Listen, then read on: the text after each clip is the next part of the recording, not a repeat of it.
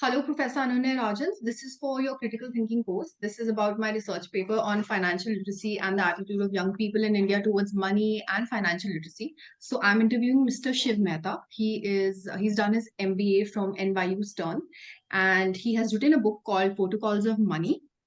And he's now working on a second book, which is on Bitcoin and cryptocurrency.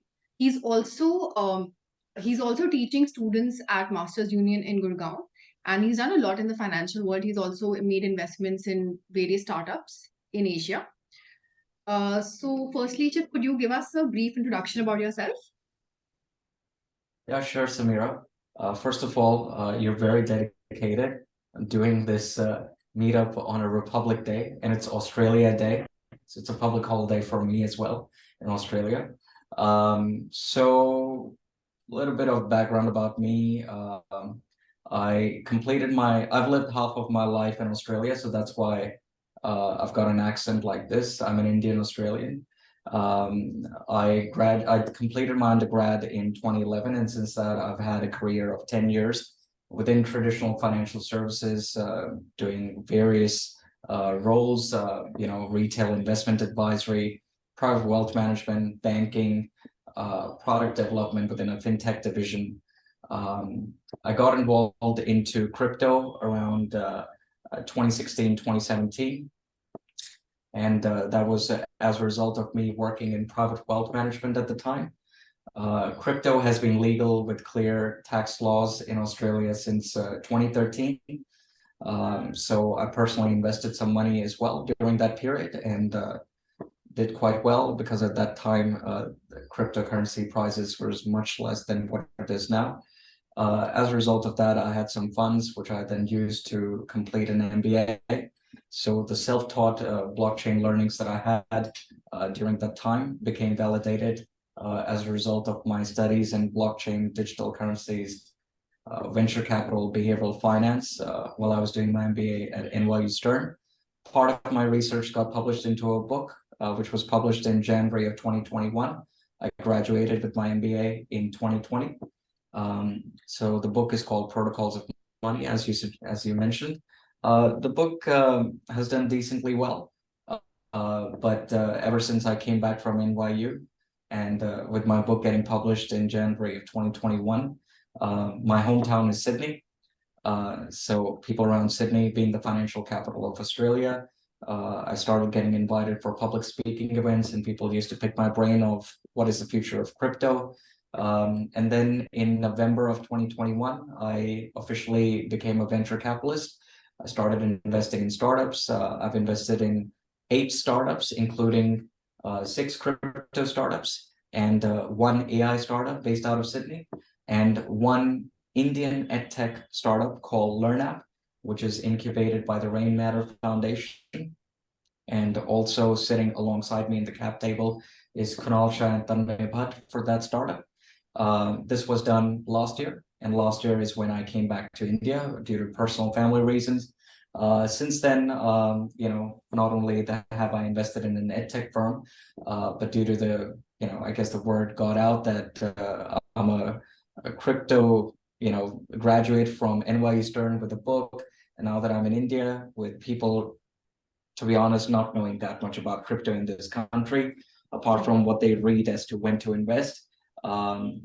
People started inviting me to teach blockchain. So I'm a chair professor of international finance at Watson University in Hyderabad, where I was there for 2 months in August and September, and taught 20 hours to MBA students about introduction to blockchain. And I've done a master class at Masters Union, and I will be teaching crypto entrepreneurship at Masters Union in Gurgaon in March and April. Right. Thank you, Chip. I think that was really helpful. My question to you is, what do you think is why do you think are young Indian people not so savvy with financial literacy in India? Because like I can definitely say for my parents' generation, they had a concept of maybe savings and fixed deposits, but they really didn't know much about investing. But young people also under the age of 30 are not very aware of how to invest, where to invest, which shares should they buy, and what is something that we can do so that this attitude changes? Hmm. So it's a good question. If you YouTube Protocols of Money, my book, you'll notice that there was a launch video that was created for my book, and it was created by the NYU Tisch School of Arts students along with me. And in that, financial literacy was a big component. And that was honestly one of the big motivations for me to write the book in 2020 at the first place.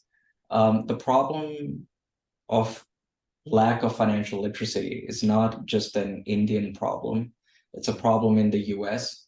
US has got a high literacy rate compared to India, but when it comes to financial literacy, that is less than 20, 29, 28% at that time, even in US.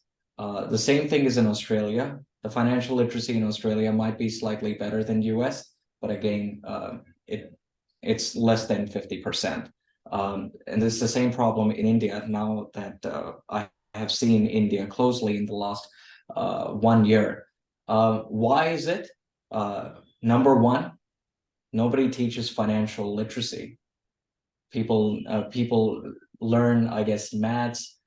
People learn elementary commerce, I guess, in their school, in their high school, but nobody really learns personal finance. So even, I have a lot more friends in Australia. I have few friends in India since I've come to India in the last 1 year. But even in Australia, for example, that I have friends who are doctors.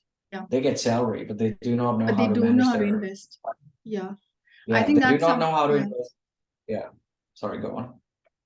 No, I think that's something that I have noticed amongst people here as well, that they're highly educated, like you said, maybe a PhD or a doctor, and even PhD Yeah, level educated people don't know how to invest in shares and things that yeah, maybe they should know in this year and this age.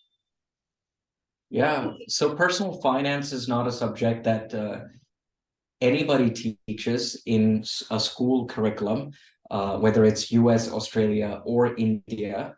But I have heard since I've invested in the edtech firm LearnApp, and the whole point of LearnApp is to teach finance, personal finance, trading, and investing.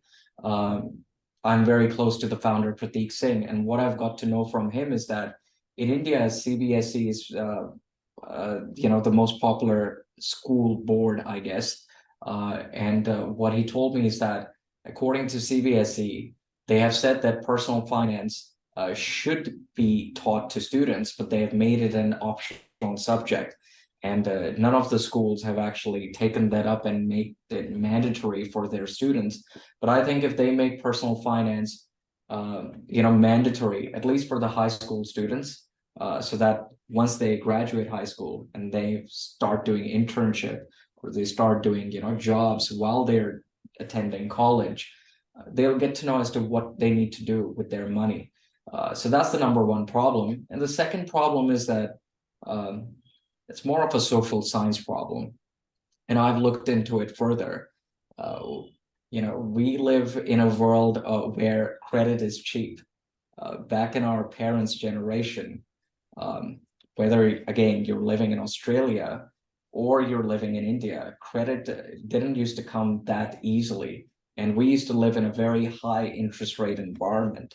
Um, when we talk about India, and I've studied a little bit of the banking history in India, India has only got a very, I guess, structural banking industry quite recently. And despite that, we have a lot of scams that happen in the Indian banking system. But the availability of credit wasn't that easy back in the 70s or the 60s. So now credit is very cheap. And I've been amazed at the progress fintechs have done in India. You can get, no cost EMI. You can, uh, make payments for as little as 500 rupees in 4 installment free Hmm. payments. So credit is very easy. And we live in the Instagram generation where we Yeah. would rather buy and show off rather than save. So I think that's more of a social science problem as to why people prioritize buying something rather than saving or investing. Yeah. There's also another thing that I wanted to ask you. So, I was not aware of this, but basically, I use all these financial apps a lot, like Google Pay and Paytm for my day-to-day financial transactions, right? Like, I don't like carrying cash with me. But I was recently talking to someone, and they were like, "Do you know that like in the US and Europe, they don't use any of these apps, and they just use their credit card or like cash?" So why do you think they don't have like this online transfer of you like this UPI online transfer system? Is this something that It's a good question. yeah, It's a good question that you've asked, and it is true. Um, I've lived majority of my life in Australia, and in Australia we don't have a government-backed uh, payment infrastructure system like we have in India, which is UPI. And by the way, I'm amazed at UPI. UPI hmm, is an amazing technology, and all the companies that are built on top of UPI, they're amazing products.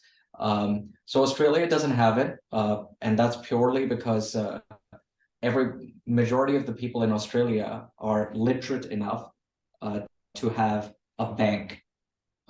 So they've okay, got already banks and credit cards, and majority of the stores have got a what we call in Australia an F-to-POS machines, which is the same point of sale machines that you see over here where you can tap your credit card. So in Australia, the bank, yeah, banks are everywhere. There's an ATM machine accessible.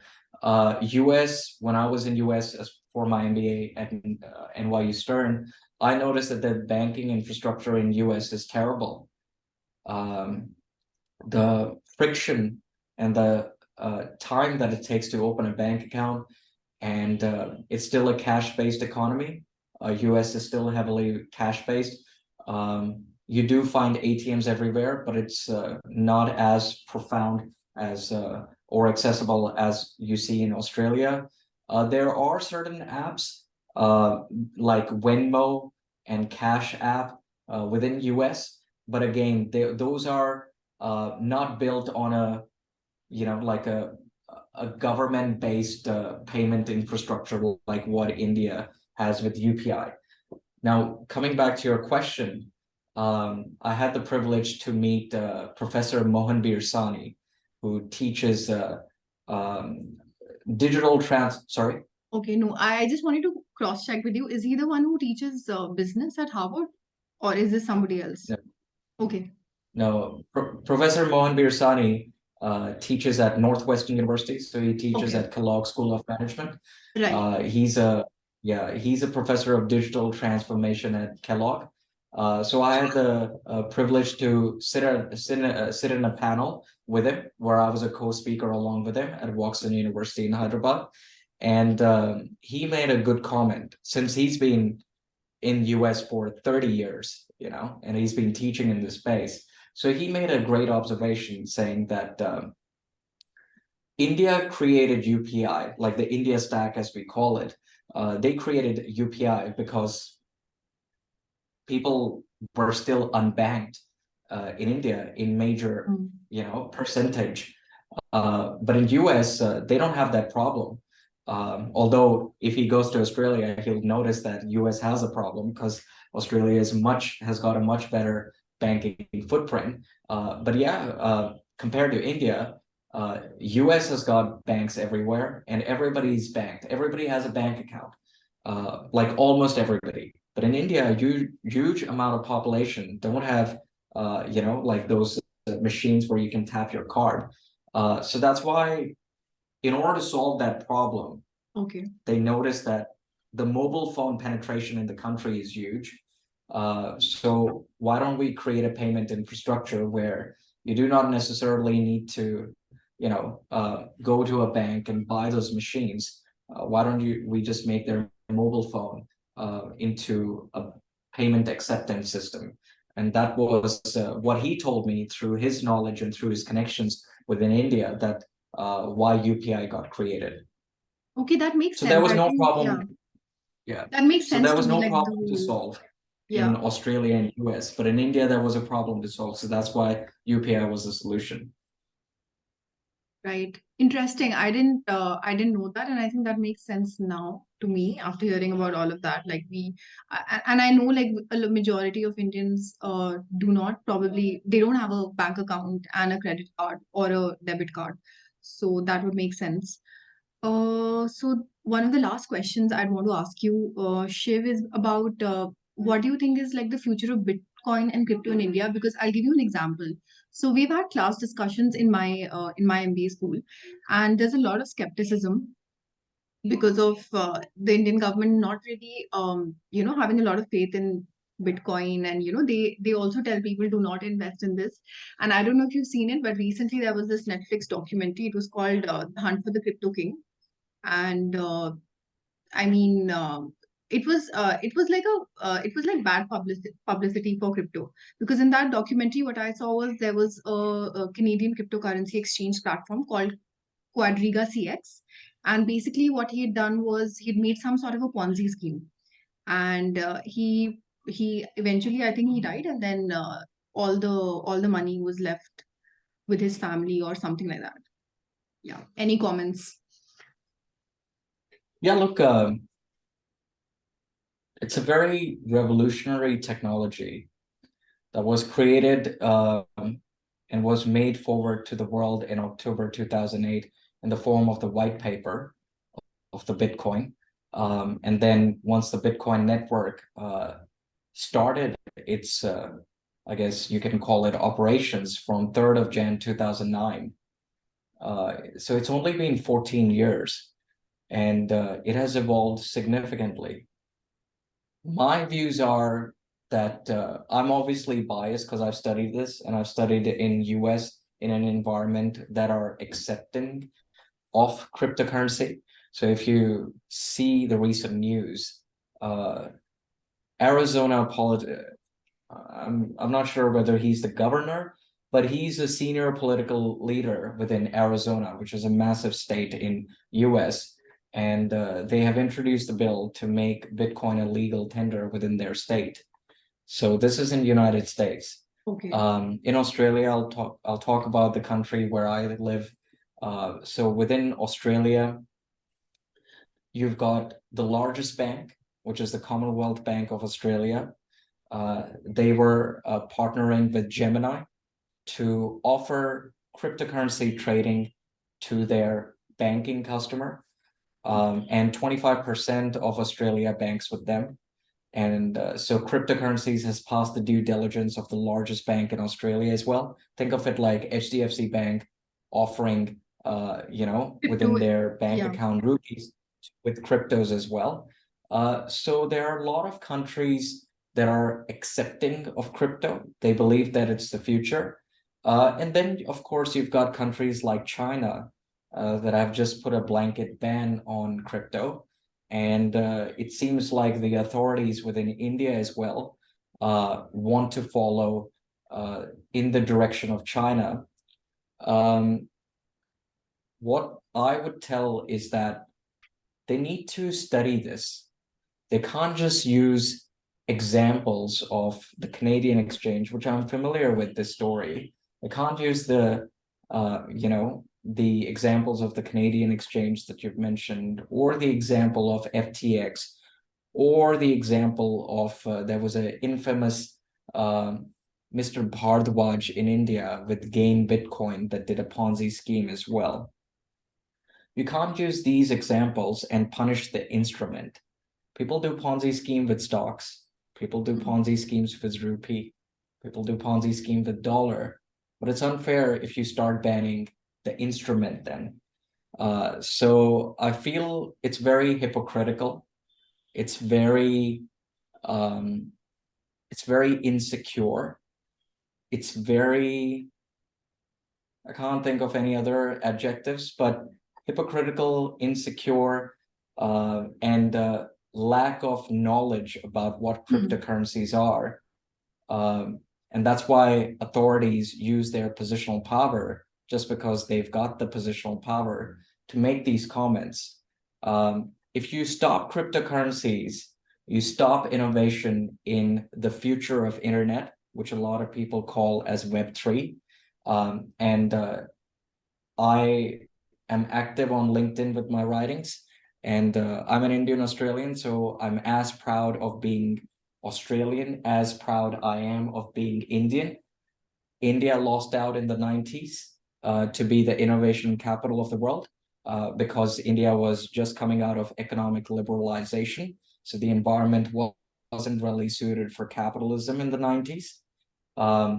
And you saw a lot of talent from India migrating to US and build there, which we now know as CEO of Google, CEO of Microsoft, CEO of Adobe, CEO of so many massive technology companies that are Indians that migrated to US back in the 90s and 80s. We now have an opportunity where through cryptocurrencies, capital is mobile. You do not need to be in a particular geography to innovate. Technology is more mobile. And if the government or people in power decide to punish, I guess, developers who want to innovate in this country by putting a blanket ban on the instrument that some of the bad actors use, then India will continue to be called an outsourcing capital of the world and a third world effectively, because that's what the world still calls it. And when you think about it, it's fair because India's per capita income is less than Bangladesh, let alone China. So yeah, those are my views. They need to study more. They Yeah. need to be a little bit more open-minded, like countries like Australia, UK, US have. Yeah, those are my views. Right. I think it's very exciting and it's very interesting to me because I think the world of cryptocurrency and Bitcoin is something that I don't fully understand, but I want to. And I think as a business student, it's something that I really, really want to, research on further. And I think what you said right now makes a lot of sense to me. I want to thank you for agreeing to be a part of my research project. I'm going to just pause the recording button 1 second.